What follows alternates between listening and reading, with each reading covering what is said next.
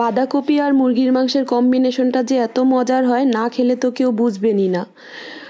আমার এই রেসিপিটি অবশ্যই না টেনে পুরোটাই দেখবেন, তাহলে পারফেক্টভাবে তৈরি করে বাসায় খেতে পারবেন। আর আমার এই চ্যানেলটিকে যদি ভালো লেগে থাকে তাহলে অবশ্যই সাবস্ক্রাইব করে আমার পাশেই থাকবেন। আসসালামু আলাইকুম, আপনারা সবাই কেমন আছেন? আশা করছি আল্লাহর রহমতে আপনারা সবাই ভালো আছেন। আলহামদুলিল্লাহ, আমরাও ভালো আছি।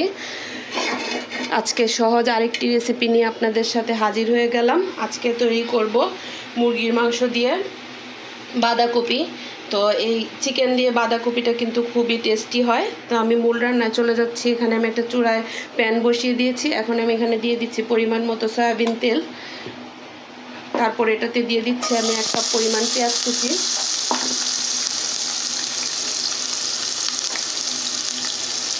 এখন আমি পেঁয়াজ কুচিটাকে ব্রাউন করে ভেজে নিব।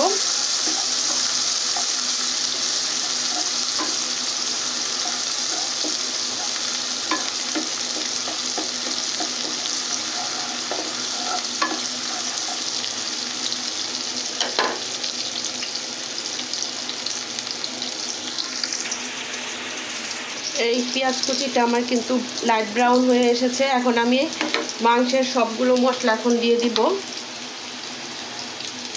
দিয়ে দিচ্ছে 2 টেবিল চামচ আদা রসুন পেস্ট,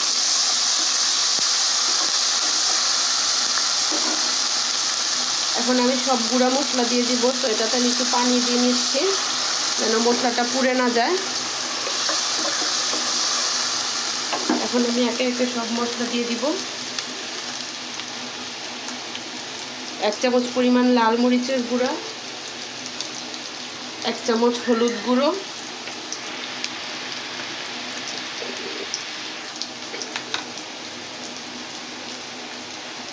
1 চামচ ধনে গুঁড়ো, আর আমি দিয়ে দিচ্ছি এখানে বড় এলাচ, ছোট এলাচ, দারচিনি, লং আর গোলমরিচ।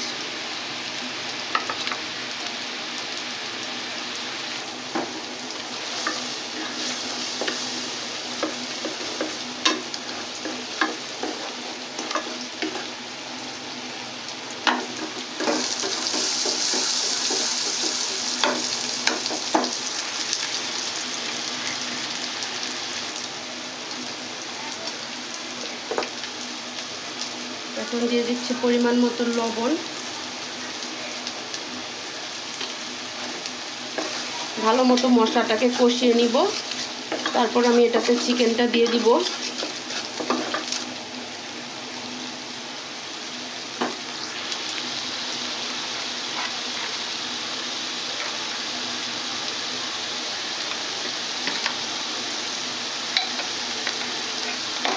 চিকেনটা দিয়ে দিচ্ছি। আজকে আমি দেশি মুরগি নিয়েছি এই বাঁধাকপি দিয়ে রান্না করার জন্য।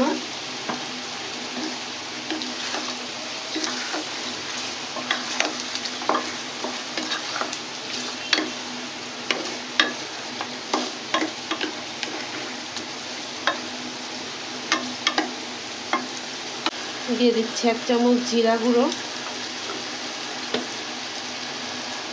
একটু পানি দিয়ে নিলাম, নাহলে মশলাটা নিচে লেগে যাবে।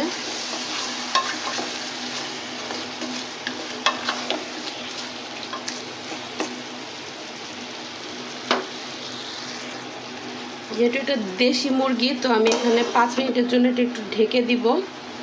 তারপর আমি পরে বাঁধাকপিটা অ্যাড করব। কিন্তু যে কোনো মাংস দিয়ে আপনারা এটা রান্না করতে পারেন। তা আমার কাছে মনে হয় এটা দেশি মুরগি দিয়ে বেশি টেস্টি হয়।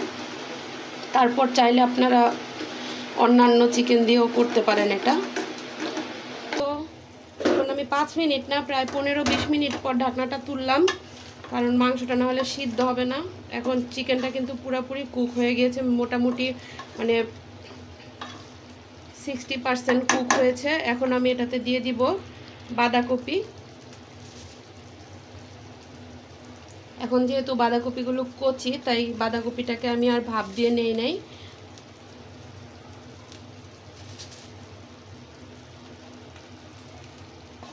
এখন সুন্দর করে মিক্সড করে নিব। এখন কিন্তু বাঁধাকপি থেকে যেই পানিটা বের হবে এটাতেই কিন্তু পুরা পুরো বাঁধাকপিটা সিদ্ধ হয়ে যাবে। এই তো আমার বাঁধাকপিটার সাথে কিন্তু সুন্দরভাবে মাংসটা মিলে গেছে। এখন আমি আবার একটু ঢেকে দিচ্ছি কিছুক্ষণের জন্য, তারপর আবার আসবো।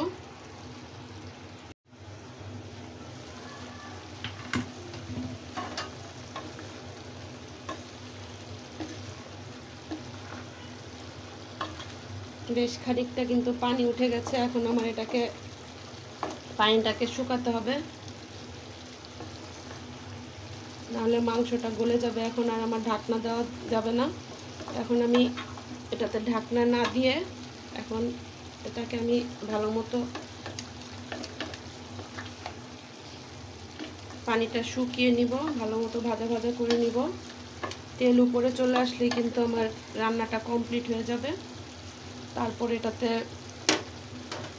আর প্রয়োজন হবে ধনিয়া পাতা আর হচ্ছে কাঁচামরিচ, তাহলে আমার রান্নাটা কমপ্লিট হয়ে যাবে। এই তো মোটামুটি